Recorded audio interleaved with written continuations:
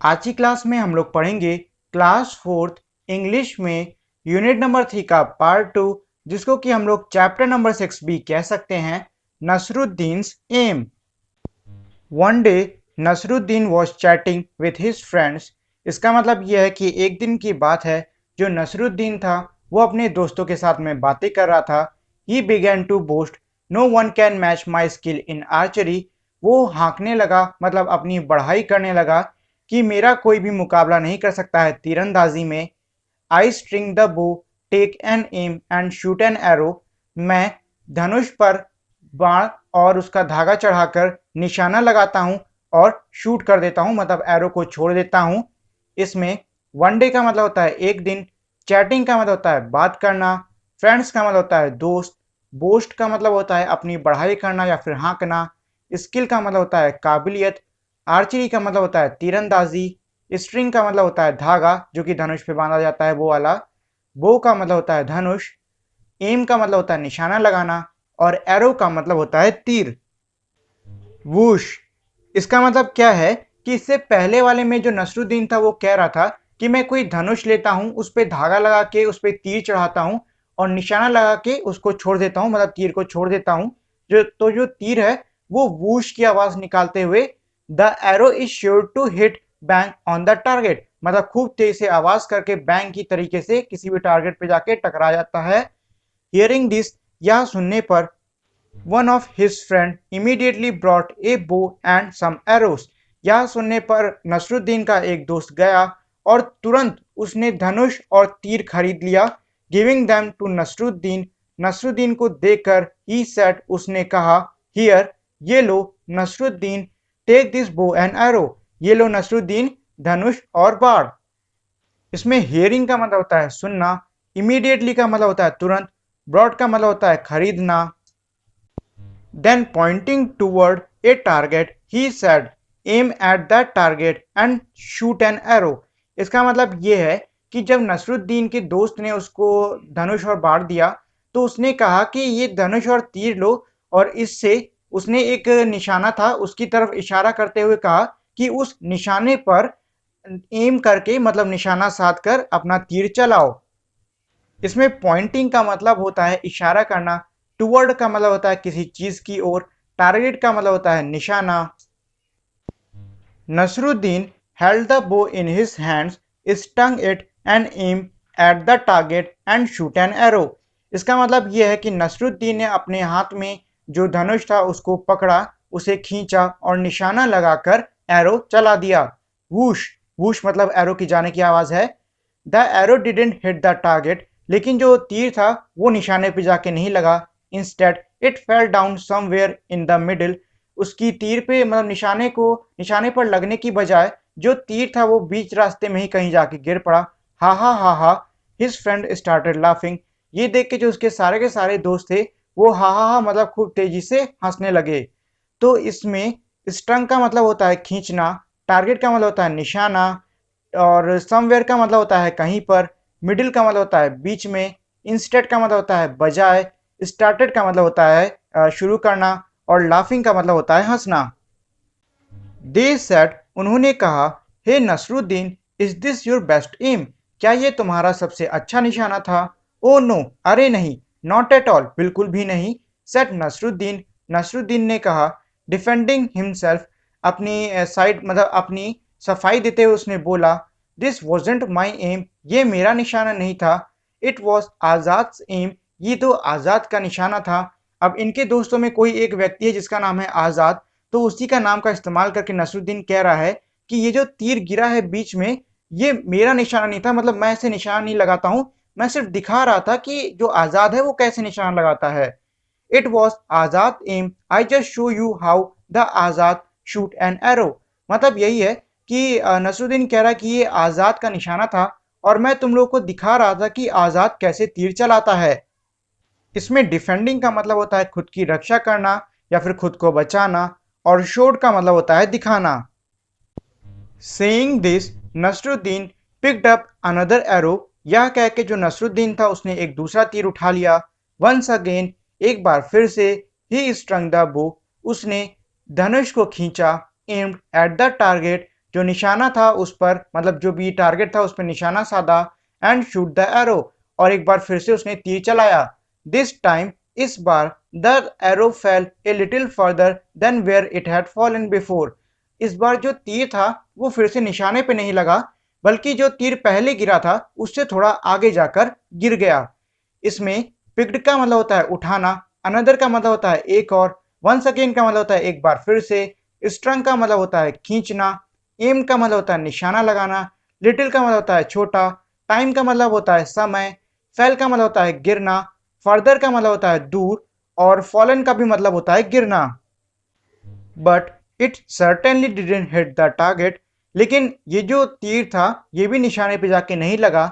They asked Nasruddin, उन्होंने एक बार फिर से नसरुद्दीन से कहा, and this must be how you shoot an arrow, और उन्होंने ये बोला कि और यही तरीका है तुम्हारे तीर चलाने का। Of course not, argued Nasruddin. ये सुन के जो नसरुद्दीन था वो बोला बिल्कुल भी नहीं। Even this aim was not mine, ये निशाना भी मेरा नहीं था। It was the chief guard's aim, जो हमारा चीफ गार्ड मतलब कि जो हमारा रक्षा रक्षा करने वाला बॉडी गार्ड नहीं होता है, वो जो उसके अध्यक्ष हैं, उनका ऐसा निशाना है। Now somebody remark, well now who's next on the list, मतलब ये है कि ये सुन के किसी और ने रिमार्क किया, मतलब बोला कि अब ये बताओ कि अगला निशाना तुम किसका दिखाने वाले हो। इसमें सर्टेनली का मतलब होता है जरूर, और डिडंट का मतलब होता है नहीं, वैसे डिड नॉट ही होता है ये। टारगेट निशाना, हिट लगना, शूट शूट मतलब कोई चीज चलाना, एरो तीर, आर्ग्यूड आर्ग्यूड का मतलब होता है पलट कर जवाब देना, माइंड मेरा, और गार्ड का मतलब होता है जो सुरक्षा करता है उसको हम बोलते हैं गार्ड। समबडी का मतलब होता है कोई, रीमार्क का मतलब होता है किसी चीज पे कोई टिप्पणी करना, और लिस्ट का मतलब होता है सूची। Hearing this, all the friends burst out laughing, इसका मतलब यह है कि ये सुनने पे सारे दोस्त जोर जोर से हंसने लगे। Nasruddin didn't say a word, ये सुन के जो नसरुद्दीन था उसने एक भी शब्द नहीं बोला। He quietly picked up one more arrow, उसने एक बार फिर से एक तीर उठाया, एंड अगेन एक बार फिर से, and this time Nasruddin was really lucky, और इस बार जो नसरुद्दीन था वो बहुत ही किस्मत वाला निकला। The arrow hit bang on the target, जो एरो था वो एकदम निशाने पे जाके लगा। इसमें बर्स्ट का मतलब होता है फटना, या फिर फूट फूट के बहुत जोर से हंसने वाला भी बर्स्ट हो जाएगा। वर्ड का मतलब होता है शब्द, क्वाइटली का मतलब होता है शांति से, पिक्ड का मतलब होता है उठाना, और लकी का मतलब होता है किस्मत वाला। और आगे बढ़ने से पहले मैं आप लोगों से एक रिक्वेस्ट करना चाहूंगा, वो है ये कि अगर आप लोगों ने अब तक इस वीडियो को लाइक और शेयर नहीं किया है तो इस वीडियो को लाइक और शेयर कर दें, और अगर आप मेरे इस चैनल पर नए हो तो सब्सक्राइब करके बेल आइकन को भी दबा दें, जिससे कि आपको मेरे चैनल के सारे अपडेट्स जल्द से जल्द मिल सकें। एवरीवन स्टेयर्ड एट नसरुद्दीन, हर कोई अब नसरुद्दीन को घूर घूर के देखने लग गया। देयर माउथ अगेप्ड इन अमेजमेंट, और आश्चर्य में उन सबका मुंह खुला का खुला रह गया। Before anyone could say anything, इससे पहले कोई कुछ कह पाता, नसरुद्दीन सेड ट्रायम्फेंटली, नसरुद्दीन ने खूब गर्व में आकर बोला, डिड यू सी दैट, क्या तुमने देखा, इट वॉज माई एम, यह मेरा निशाना है। इसमें स्टेड का मतलब होता है घूरना, माउथ का मतलब होता है मुंह, अगेप का मतलब होता है कि खुला का खुला रह जाना, अमेजमेंट का मतलब होता है आश्चर्य, ट्रायम्फेंटली का मतलब होता है प्राउडली मतलब गर्व से, और एम का मतलब तो आपको पता ही है निशाना। तो ये तो हो गई हमारे इस चैप्टर की मीनिंग। आइए अब इस चैप्टर में कुछ क्वेश्चन आंसर्स भी हैं, हम उनको भी कर लेते हैं। Reading is fun, what did Nasruddin boast about, इसका मतलब यह है कि नसरुद्दीन किस चीज में अपनी बढ़ाइयां कर रहा था। तो इसका आंसर होगा he was boasting about his archery technique, मतलब वो अपनी तीरंदाजी की जो तकनीक है उसकी बढ़ाइयां कर रहा था। अगला है why did Nasruddin take someone else name each time he miss the target, इसका मतलब यह है कि नसरुद्दीन हर बार किसी और का नाम क्यों लेता था जब कभी उसका निशाना चूक जाता था। तो इसका आंसर होगा he did it to hide himself from the shame of not being able to aim the target, इसका मतलब यह है कि नसरुद्दीन ऐसा इसलिए करता था ताकि वो खुद को शर्मिंदा होने से बचा सके, टारगेट को मतलब टारगेट पे जो निशाना है उस पे ना लगने पर। वाई डिड नसरुद्दीन से it was my target the third time. इसका मतलब यह है कि तीसरी बार नसरुद्दीन ने ऐसा क्यों कहा कि ये मेरा निशाना है, तो इसका आंसर होगा because he hit the target on his third try. इसका मतलब ये है क्योंकि उसने अपने तीसरे प्रयास में जो लक्ष्य था उसको भेद दिया था। Do you think Nasruddin was good at archery? इसका मतलब ये है कि क्या आपको लगता है कि नसरुद्दीन तीरंदाजी में अच्छा है, तो इसका आंसर होगा नो, नहीं। Nasruddin was not good at archery. Nasruddin तीरंदाजी में बिल्कुल भी अच्छा नहीं है, because he missed his target first and second time and manage to hit it third time by luck. इसका मतलब यह है कि नहीं, नसरुद्दीन तीरंदाजी में बिल्कुल भी अच्छा नहीं है, क्योंकि वो पहली और दूसरी बार अपना निशाना चूक गया था, और तीसरी बार भी जब उसने निशाने पर उसका जाके तीर लगा था, वो भी उसका लक यानी कि किस्मत से लगा था। अब देखिए, इसमें आगे हमारी एक छोटी सी स्टोरी, मतलब पिक्चर स्टोरी की तरह पे एक कहानी दी हुई है। इसमें क्या करना है कि आपको इस कहानी में दो लोग चाहिए, आप या फिर आपके दोस्त। इसमें से एक नसरुद्दीन का कैरेक्टर प्ले करेगा और दूसरा जो नसरुद्दीन का फ्रेंड है उसका कैरेक्टर प्ले करेगा, और उसके बाद में जो एक दूसरे का डायलॉग है वो आपको इसमें बोल देना है। तो अगर आप लोग चाहो तो इस तरीके से इस स्टोरी को प्ले कर सकते हो। अब इसमें अगली आप देख सकते हो कि तीन इमेजेस दी हुई हैं। पहली वाली इमेज में एक बूढ़ी दादी हैं जो कि जीने से ऊपर चढ़ रही हैं। दूसरी वाली इमेज में बूढ़ी दादी गिर गई हैं।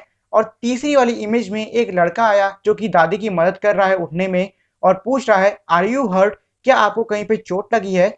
अब नीचे ये इसने मतलब यहाँ पे इन्होंने पूछा है what would you have done if your grand mother slipped. मतलब यह है कि अगर आपकी दादी गिर जाती तो आप क्या करते। तो आप जो कुछ भी करोगे वो आप अपने हिसाब से इसमें अपने मन में ही आंसर सोच सकते हो। अब इसमें अगला है word building. Shoot the arrow and hit the target by matching the words with their correct meanings. इसका मतलब यह है कि एक तरफ आप देख रहे हो कि हमारे काफी सारे एरोस बने हैं और उन एरोस पे एक एक वर्ड लिखा हुआ है, और उनके सामने सर्कल यानी कि जो टारगेट है उसमें काफी सारे मीनिंग्स लिखी हुई हैं। तो आपको अब क्या करना है कि जो एरो मतलब जो वर्ड हमारे जिस मीनिंग यानी जिस टारगेट का है उससे उसको मिला दो। जैसे कि सबसे पहला है चैटिंग। तो चैटिंग हमारा दूसरे वाले में यानी कि इनफॉर्मल टॉक्स का मतलब होता है, तो हम चैटिंग को इनफॉर्मल टॉक से मिला देंगे। इसके बाद है अमेजमेंट। अमेजमेंट का मतलब यानी इसकी मीनिंग होती है ग्रेटली सरप्राइज, तो हम इसको उससे मिला देंगे। फिर है आर्चरी यानी कि तीरंदाजी। तो इसकी मीनिंग होती है shooting with A bow and arrow, मतलब एक धनुष बाण से निशाना लगा के शूट करना, तो इसको हम उससे मिला देंगे। फिर है डिफेंडिंग, और इसकी मीनिंग होगी प्रोटेक्टिंग फ्रॉम अटैक, मतलब किसी भी हमले से खुद की रक्षा करना, तो इसको हम उससे मिला देंगे। फिर है टारगेट, जिसका मतलब होता है निशाना। The goal intended to be hit, मतलब टारगेट निशाना हम उसको कहते हैं जिसपे कि हमें हिट करना होता है, तो इसको हम उससे मिला देंगे। और आखिरी है हमारा ट्रायम्फेंटली, जिसका कि मतलब होता है हैप्पी एंड प्राउड, तो हम इसको उससे मिला देंगे। अगला है इसमें replace the bold words with a word from the quiver and rewrite the sentence. मतलब यह है कि आपको देख रहा है कि यहाँ पर एक कमान बनी हुई है। कमान मतलब जिसमें हम लोग बाण मतलब तीर रखते हैं, तो वही कह रहा है कि जिसमें हम लोग तीर रखते हैं उसके ऊपर काफी सारे वर्ड लिखे हैं, target, certainly and remarked on.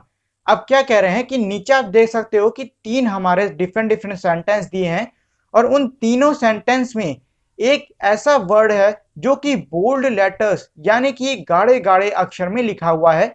तो आपको उस बोल्ड लेटर को चेंज करना है, और आपको उसको चेंज करने के लिए जो वर्ड्स लेने हैं वो आपको उस कमांड पे, जो कि हमारे target, certainly and remarked on word है, इनमें से कोई एक चुनना होगा। तो देखिए, इसमें एक प्रॉब्लम है। पहले वाले सेंटेंस में तो बोल्ड वर्ड है, लेकिन दूसरे और तीसरे वाले सेंटेंस में कोई भी बोल्ड वर्ड नहीं है। तो इसको मैंने पर्पल कलर के पेन से हाईलाइट कर दिया है, तो आपको उन वर्ड्स को चेंज करना है। जैसे कि हमारा सबसे पहला है in no time she hit the object she aimed at. ठीक है, तो हमें एट को चेंज करना है, तो हम एट को चेंज करके टारगेट लिख देते हैं, तो ये हो जाएगा in no time she hit the object she aimed target. ठीक है, अब इसके बाद नीचे हमारा Nasruddin was surely not a good archer. अब इसमें मैंने श्योरली को वो हाईलाइट कर दिया है, तो श्योरली की जगह पे हम लोग सर्टेनली यूज कर सकते हैं। Nasruddin was certainly not a good archer. इसके बाद अगला है the teacher said something about. अब मैंने इन तीनों ही वर्ड्स को हाईलाइट कर दिया है। His good hand writing he felt very happy, तो इसको हम हाईलाइट करेंगे, इसको हम रिमार्क्ड ऑन से बदल सकते हैं। The teacher remarked on his good hand writing he felt very happy. अगला है let's write this is a picture of Rahul Gupta using the clues given with right a paragraph about him in your notebook. इसका मतलब यह है कि जो तस्वीर देख रहे हो ये राहुल गुप्ता की है। अब नीचे आपको कुछ क्लू मतलब कुछ आपको दिए गए हैं हिंट, आपको उनकी मदद से एक पूरा पैराग्राफ लिखना होगा इस पर। और ये रहे हमारे clues. Indian cricket 8 hours practices eat healthy food run 2 kilometre every day batsman. तो ये मैंने एक पैरा लिख दिया है इन क्लूज का यूज करके। अगर आप लोग चाहो तो अपनी मर्जी से भी कोई दूसरा पैरा लिख सकते हो। तो ये पैरा हो गया Rahul Gupta is an Indian cricketer, his aim is to become best batsman in Indian cricket team, he practice cricket over 8 hours daily. He also takes great care of his health by eating healthy foods every day. He exercises daily and also runs 2 kilometers every day to stay fit and fine. इसमें अगला है this is Rajiv family, मतलब आप नीचे देख सकते हो राजीव के पिता, राजीव की माँ सीता, ग्रैंडपा, ग्रैंडमा, राजीव, इन सबका पूरा दे रखा है कि क्या क्या कर रहे हैं। They are healthy family, see what each one does to remain healthy. मतलब ये है कि ये पूरा एक सेहतमंद परिवार है और आप देखो कि ये लोग सेहतमंद रहने के लिए क्या क्या करते हैं। तो जैसे कि दिखा रहे मतलब देख सकते हो आप लोग कि जो फादर हैं, जो पिताजी हैं, वो डंबल उठा रहे हैं, मम्मी योगा कर रही हैं, सीता स्किपिंग कर रही है मतलब रस्सी से कूद लगा रही है, ग्रैंडपा यानी कि दादाजी टहलने जा रहे हैं, ग्रैंड माँ यानी कि दादाजी शायद दूध पी रही हैं या कुछ और है, जूस वूस, शायद दूध होगा, और जो राजीव है वो दौड़ने जा रहा है। यूज द वर्ड्स एंड और but and make as many sentences as you can about Rajiv family. मतलब यह है आपको एंड और बट का यूज करके राजीव के परिवार के लिए आप जितने ज्यादा वाक्य बना सकते हो बना डालो।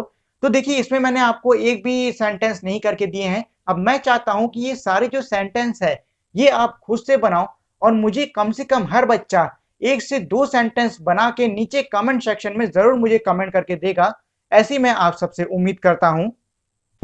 अब इसमें अगला है fun time. Watch the arrow pierces the apple. मतलब यह है कि जो एरो है यानी जो तीर है वो एप्पल में जाके कैसे चुभेगा ये देखते हैं। अब देखिए ये एक बहुत ही कमाल की ट्रिक दी हुई है नीचे। इन्होंने इसमें क्या कहा है कि आप एप्पल और एरो देख रहे हो, लेकिन अगर आप देखना चाहते हो कि जो एरो है वो कैसे एप्पल में जाके घुसेगा मतलब कि उसे भेदेगा, तो आपको क्या करना है कि नीचे आपको एक स्टार दिख रहा है, ठीक है। अब उस स्टार को आंख के करीब लाओ, करीब लाओ, करीब लाओ, करीब लाओ, तो एक ऐसा टाइम आएगा कि आपको ऐसा लगेगा देखने में कि जो एरो है मतलब जो हमारा तीर है वो हमारा एप्पल के अंदर चला गया है। ये हमारी आंख ऐसी ही वर्क करती है, इस वजह से हमें दिख रहा है। आपको इस स्क्रीन पे नहीं दिख पा रहा होगा, लेकिन अगर आपके पास बुक है तो आप उसमें फोकस करके देख सकते हो आराम से। अगला है let's play fill in the grid with words given below, you can use one word more than once. इसका मतलब यह है कि नीचे आप देख सकते हो कि हमारी एक टेबल दे रखी है, टेबल में काफी सारी जगह छूटी हुई हैं, आपको उन जगहों को ऊपर दिए हुए वर्ड्स की मदद से भरना होगा। और ऊपर जो हमारे वर्ड दिए हुए हैं आप उनका इस्तेमाल एक बार से ज्यादा कर सकते हो नीचे भरने के लिए। तो इसमें सबसे पहला है नेम ऑफ द गेम, मतलब जो खेल है उसका नाम। तो खेल है हमारा cricket. What you play with, मतलब यह है कि आप क्रिकेट किसके साथ में खेलते हो। तो क्रिकेट हम लोग बैट और बॉल के साथ में खेलते हैं, तो यहां हम लिख देंगे बैट और ball. Where you play it, cricket कहाँ खेला जाता है, तो क्रिकेट हमारा स्टेडियम में खेला जाता है, तो यहाँ लिख दो स्टेडियम। नंबर ऑफ प्लेयर्स, मतलब कितने खिलाड़ी होते हैं, तो क्रिकेट में हमारे 11 यानी कि 11 खिलाड़ी होते हैं, तो यहाँ पे लिख दो 11। इसके बाद है hockey. What you play with, मतलब हॉकी को किसके साथ में खेलते हैं, तो हॉकी को स्टिक यानी कि डंडी जैसी एक होती है हमारी, उसके साथ में खेला जाता है। वेयर यू प्ले इट, मतलब हॉकी को हम कहाँ खेलते हैं, तो हॉकी को हम ग्राउंड यानी कि जमीन पर खेलते हैं, सॉरी मैदान में खेलते हैं। नंबर ऑफ प्लेयर्स यानी कि कितने खिलाड़ी होते हैं, तो खिलाड़ी होते हैं हमारे 11 यानी कि 11। इसके बाद है नेम ऑफ द गेम, मतलब खेल का नाम, जो कि है table tennis. What you play with, मतलब टेबल टेनिस को किसके साथ में खेला जाता है, तो टेबल टेनिस को हम लोग रैकेट के साथ में खेलते हैं। वेयर यू प्ले इट, और इसको कहाँ खेलते हैं, तो इसको खेलते हैं टेबल पर, तभी तो इसे टेबल टेनिस कहते हैं।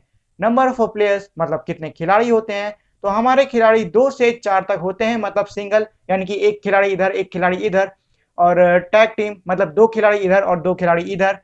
इसके बाद है नेम ऑफ द गेम, मतलब खेल का नाम, तो खेल का नाम है हमारा football. What you play with, किसके साथ में खेलते हैं, तो ये हो गया हमारा football. Where you play it, और हम इसको कहाँ खेलते हैं, तो इसको भी हम ग्राउंड पर यानी कि मैदान में खेलते हैं। नंबर ऑफ प्लेयर्स, यानी कितने खिलाड़ी होते हैं, तो फुटबॉल में भी हमारे 11 यानी कि 11 खिलाड़ी होते हैं। अब इसी में अगला है using the information in the grid write a sentence about each game one has been done for you. इसका मतलब ये है कि जो हमारी इंफॉर्मेशन दे रखी है ऊपर की टेबल में, आपको उसी का इस्तेमाल करके नीचे सेंटेंस लिखना होगा हर खेल के ऊपर। एक आपके लिए पहले से कर दिया गया है, तो जो किया गया है वो है हमारा cricket is an outdoor game. पहले तो इसमें आप ये समझ लो कि इंडोर गेम और आउटडोर गेम क्या होते हैं। आउटडोर गेम हम उन खेलों को कहते हैं जो कि घर के बाहर खेले जा सकें, और इंडोर गेम हम उन खेलों को कहते हैं जो कि घर के अंदर खेले जा सकें। जैसे कि क्रिकेट, क्या आप क्रिकेट को अपने घर के बैट पे खेल सकते हो? नहीं खेल सकते हो ना, उसको आपको खेलने के लिए बाहर सड़क पे, मैदान में, या जहाँ पे थोड़ी बहुत जगह मिले बड़ी जगह, वहां पे खेलना पड़ता है। मतलब ये है कि आप क्रिकेट को घर के अंदर यानी कमरे में नहीं खेल सकते हो, तो ये हो गया हमारा आउटडोर गेम। इसी तरीके से कैरम, कैरम तो आप कहीं पर भी खेल सकते हो, आपकी मर्जी है, लेकिन वो ऐसा खेल है जो कि ज्यादा घर के अंदर खेला जाता है, तो उसको हम कहते हैं इंडोर यानी घर में खेले जाने वाला खेल। ठीक है, तो ये एक क्रिकेट का हो रखा है मतलब sentence, cricket is an outdoor game, मतलब क्रिकेट घर के बाहर खेले जाने वाला खेल है। We played it with bat and ball, हम इसको बल्ला और गेंद के साथ में खेलते हैं। There are 11 players in this game, और इस खेल में 11 खिलाड़ी होते हैं। तो ये मैंने दूसरा वाला आपके लिए कर दिया है। Hockey is an outdoor game, मतलब हॉकी बाहर खेले जाने वाला खेल होता है। We played it with sticks, हम उसको छड़ियों के साथ में खेलते हैं। And there are 11 players in this game, और इस खेल में 11 खिलाड़ी होते हैं, मतलब 11 खिलाड़ी एक टीम से और 11 खिलाड़ी दूसरी टीम से। अब इसी तरीके से आपको जो बाकी के 2 गेम बचे हुए हैं ऊपर वाली लिस्ट में, उनको आपको अपने हिसाब से ऐसे सेंटेंस बना के लिख देना होगा। इसी में अगला है the following words are used in various sports, list them under the sport that they are used in. इसका मतलब ये है कि अब ये जो नीचे काफी सारे वर्ड दिए हुए हैं, ये हमारे अलग अलग खेलों में इस्तेमाल होते हैं। अब नीचे आपको एक सूची दी हुई है जिसमें आपको 3 अलग अलग खेलों के नाम दिए हैं, और आपको उन 3 अलग अलग खेलों के नाम के नीचे जो शब्द उस खेल में इस्तेमाल होता है उसको लिखना होगा। जैसे कि सबसे पहला है हॉकी, तो हॉकी में हम लोग पेनल्टी और पेनल्टी कॉर्नर का यूज करते हैं। इसके बाद एक क्रिकेट, तो क्रिकेट में गुगली, गुगली एक बॉल कराने का फॉर्म होता है, जैसे कि दूसरा हो गया, सीम हो गया, रिवर्स स्विंग हो गया, ये सब हमारे बॉल कराने के फॉर्म होते हैं, तो गुगली हमारा क्रिकेट में आएगा। और LBW यानी कि लेग बिफोर विकेट, ये भी हमारा क्रिकेट में आएगा। और फिर है फुटबॉल, तो फुटबॉल में हमारा गोल और फ्री किक आएगा। और इसमें एक और चीज ये है कि कई वर्ड ऐसे भी हैं इसमें जो कि एक से ज्यादा खेल में इस्तेमाल होते हैं, जैसे कि पेनल्टी और पेनल्टी कॉर्नर हमारा फुटबॉल में भी होता है, और गोल हमारा हॉकी में भी होता है। अब अगली है इसमें टीम टाइम। टीम टाइम में देखिए क्या कर रहे हैं, ये आपको पपेट कैसे बनाते हैं वो सिखा रहे हैं। तो देखिए मेथड बहुत ही आसान है।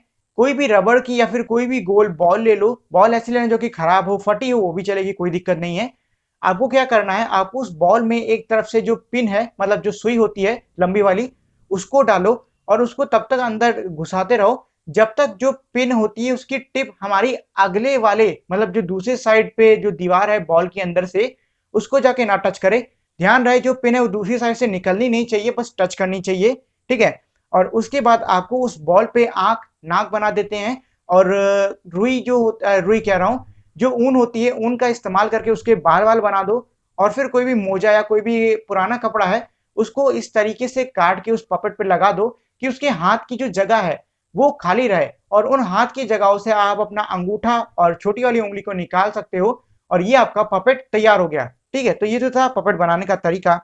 अब देखिए मेरी आप लोग के लिए एक छोटी सी टिप है जो कि मैंने अक्सर गौर की है। वो है ये कि मैंने क्या देखा है कि ज़्यादा स्कूलों में क्या करते हैं कि बच्चे को पढ़ा दिया कोई चैप्टर और उसके बाद में उसके क्वेश्चन आंसर करा देते हैं और फिर बच्चे से कहते हैं कि उन क्वेश्चन आंसर्स को रट लो। ये बहुत ही गलत तरीका है, ठीक है। देखिए ऐसा बिल्कुल भी मत किया कीजिए। जो क्वेश्चन आंसर्स होते हैं वो किसी चैप्टर में टीचर द्वारा लिखाने के लिए नहीं बल्कि बच्चों के खुद के द्वारा प्रैक्टिस करने के लिए दिए जाते हैं, ना कि इसलिए कि टीचर उसको लिखाए और रटाए। ये एकदम गलत मेथड होता है। हालांकि मैं भी आपको करा देता हूं, लेकिन मैं सिर्फ और सिर्फ आपको हेल्प करने की उससे मोटिव से कराता हूं। मैं ये उम्मीद करता हूं कि जब भी मैं आपको क्वेश्चन आंसर्स कराऊं तो आप आंख बंद करके जो मैं क्वेश्चन आंसर करा रहा हूं उनको मत रटा करो, ठीक है। उन क्वेश्चन आंसर्स को समझो, स्टोरी को समझो और फिर उन आंसर्स को अपने वर्ड मतलब अपने शब्दों में लिखने की कोशिश करो। गलती हो रही है कोई बात नहीं, लेकिन अगर आप इस तरीके से ट्राई नहीं करोगे तो आप सीखोगे भी नहीं। अगर आपको कुछ नया सीखना है, कुछ बड़ा मतलब कुछ बढ़िया करना है, बेहतर करना है, तो उसके लिए आपको इसी मेथड से पढ़ाई करनी होगी। नहीं तो रट के ना हम कहीं गए हैं ना आप कहीं जा पाओगे, ठीक है। इसलिए रटना नहीं, अपने हिसाब से क्वेश्चन आंसर को समझ के करना। ये काफी अच्छी टिप है, इसको अपनी लाइफ में फॉलो करोगे तो काफी ज्यादा काम आएगी। So that is it for today guys. Thank you for watching this video. Make sure to like, share and subscribe to my channel, and also turn on that bell icon so you won't miss any new updates on my channel. So we will meet again in our next video. Till then, goodbye.